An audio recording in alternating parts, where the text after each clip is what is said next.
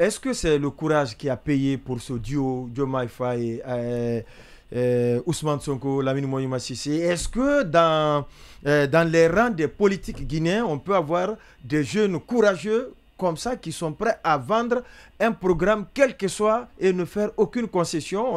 On sait quand même que celui qui est monté jusqu'à être président sans aucune concession, c'était Alpha Condé.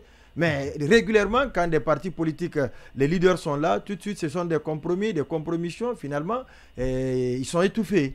Oui, c'est un peu compliqué dans le cadre guinéen, dans le cas oui. guinéen, et parce que ces leaders dont vous faites allusion, ceux qui sont les plus emblématiques, c'est des gens qui sont des produits du système, Ouais. et c'est le système que Sonko a combattu, Ouais. donc il a eu la chance de ne pas être Associé. quelqu'un du système. Ouais.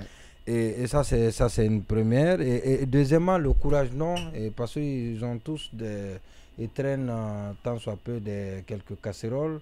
Et ils ont peur pour qu'on dépoussière sur un pan de leur gestion. Justement. Ouais.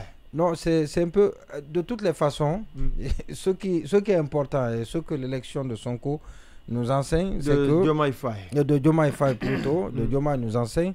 C'est que quand vous devez combattre un système, vous devez le faire de l'intérieur et vous devez partir des failles de ce système. Ouais. Avant de parler de la gouvernance politique, Sonko s'est attaqué à la gouvernance économique et c'est ce qui a fait sa popularité. Ouais, bien entendu. Son livre des contrats de gré à gré. Son livre en fait foi. Ouais.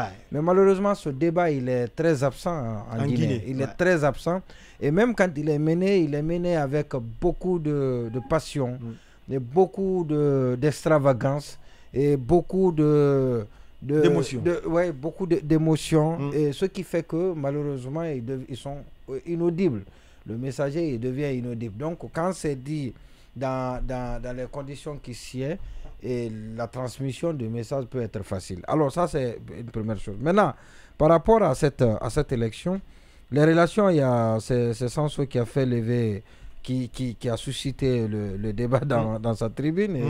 Et tout le monde s'est engouffré, notamment les médias internationaux, et donc c'est une bonne chose. Et la dualité est au sommet de l'État. Mais malheureusement, moi, mon problème, les gens s'attardent beaucoup plus sur les cas qui n'ont pas marché. Mais il y a aussi des cas qui ont marché. Ouais. Le plus illustratif, c'est Poutine et Medvedev.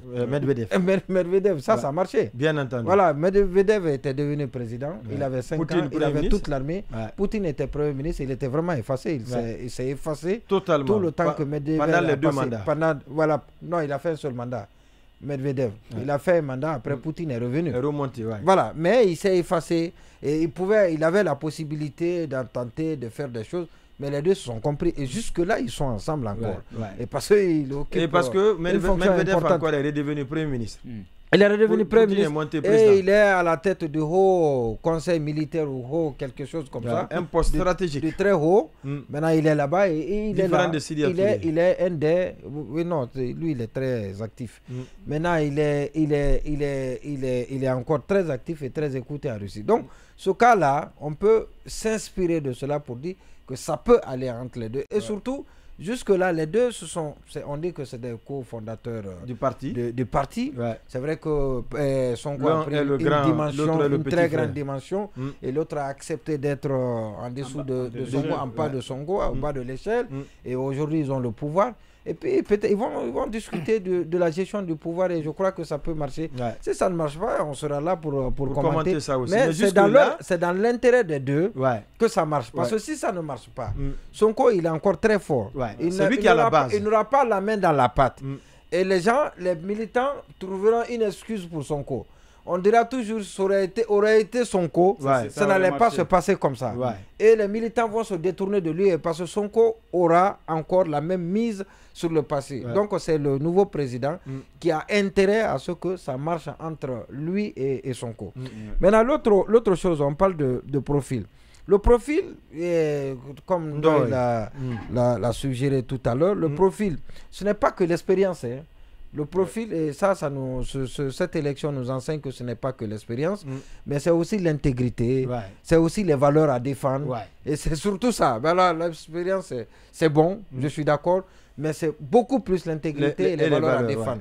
Et quand le peuple parce que quand vous partez vous défendez plus à Dakar, on vous dira que Macky a fait beaucoup de choses. Non, mais ça crève les yeux. Exactement. Mais Macky a fait beaucoup de choses. Les gens ont dit qu'il faut aller vers la rupture. Absolument. Et... Donc, c'est les antivaleurs qui sont défendues par Macky et l'intégrité, manque d'intégrité qu'on soupçonnait de la part de certains collaborateurs et même de lui, Macky. Et c'est ce qui a amené un peuple, le peuple bien sénégalais. Averti, et cela a été bien exploité par les opposants de Macky, en l'occurrence Sonko et son groupe. Et donc, ça a amené le peuple à se braquer contre Macky. Le système. Et ça aussi, c'est un profil. Donc, il sent en lui et il a évité toute compromission. Le chemin suivi, l'itinéraire, il était vraiment rectiligne.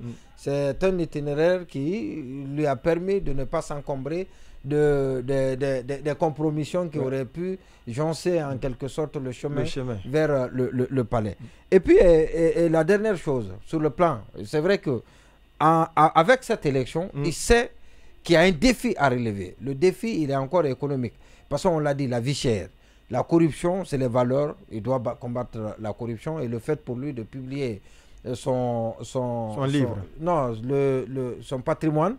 Et ça en dit long. Ça en dit long déjà. Ça en dit long. Et il en est fier d'ailleurs.